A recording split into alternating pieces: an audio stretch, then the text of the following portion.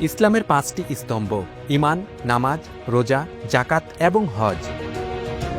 কারাগারে বন্দী থাকার কারণে এসব নৌ-মুসলিমদের দ্বারা জাকাত এবং হজ পালন করা সম্ভব না হলেও তারা ঠিকই নতুন করে পাওয়া ঈমানের সাথে নামাজ এবং রোজা ঠিকই পালন করছেন।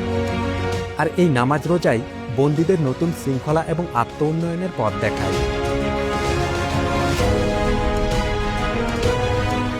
গবেষণায় দেখা গেছে, ইসলামের মূল শিক্ষাগুলোর মধ্যে একটি হলো ভ্রাতৃত্ব ও সমর্থন। কারাগারে যারা ইসলাম গ্রহণ করেন তারা নিজেদের আর একা মনে করেন না। এই নতুন পরিচয় তাদের আত্মবিশ্বাস বাড়ায় এবং অপরাধের জীবন থেকে মুক্তির পথ দেখায়।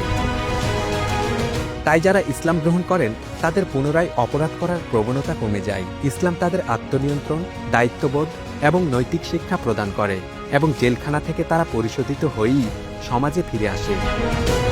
দর্শক, আপনি কি মনে করেন, পৃথিবীর সব কারাগারেই কি ইসলামের দাওয়াত পৌঁছে দেওয়া উচিত? হ্যাঁ, ইসলামের হাত ধরেই আসবে পরিবর্তন।